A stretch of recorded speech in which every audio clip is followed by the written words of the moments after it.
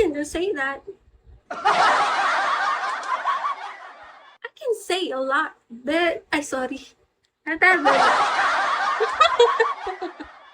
Nadadala. Change topic na lang tayo. You know, pag nag-change topic tayo, mahirap na eh. Mahirap pag sa ibang topic. Natawa ako. Bitlog eh, no? Ang pranka niyo po. Lang. Kulit mo, be. Makulit talaga ako.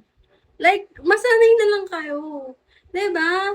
Andito na tayo sa facts check. Ay, well. Check yan. Facts check. Booty check. Oh, bitch. Not me, bro. Direct to the point talaga. Yeah. Direct to the point ako.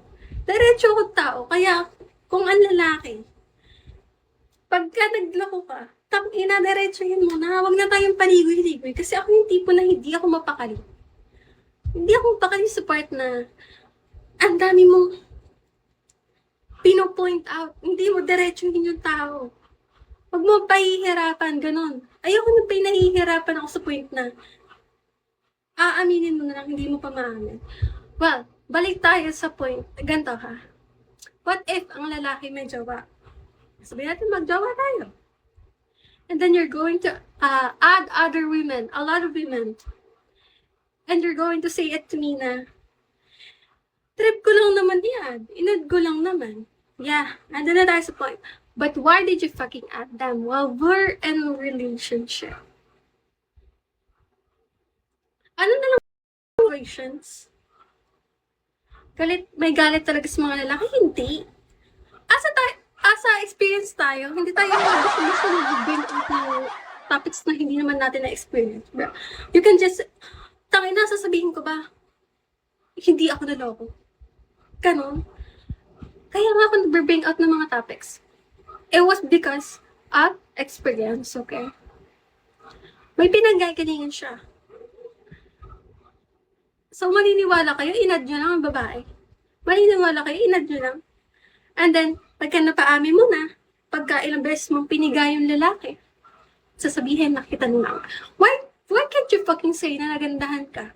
Bro, stop! Nagandahan ka, kaya mo inan. Nagandahan ka, yun lang yun. Siyempre, kung may partner ka, hindi mo aaminin maganda yung babae.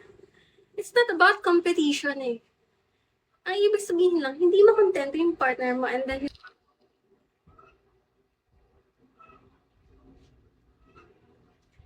ano kasi ang disrespectful.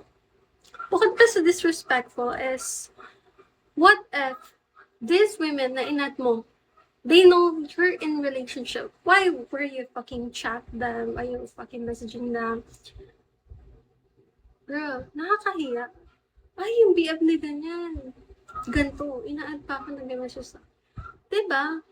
Hindi mo iniisip yung sarili mo, iniisip mo yung lalaki. Nakakahiya. And then they're just going to follow other women in IG na hindi naman sila pinapollow back, bitch. Stop, you're fucking embarrassing, bro. Tell me if I'm wrong. Tell me if I'm wrong. Nice mood. Ayun lang siya.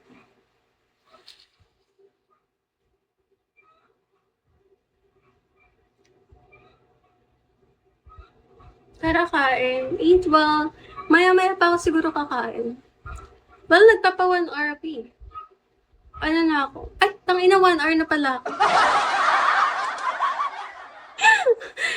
Napasarap sa chismisan. Tangina kasi yung mga sumasali na to eh.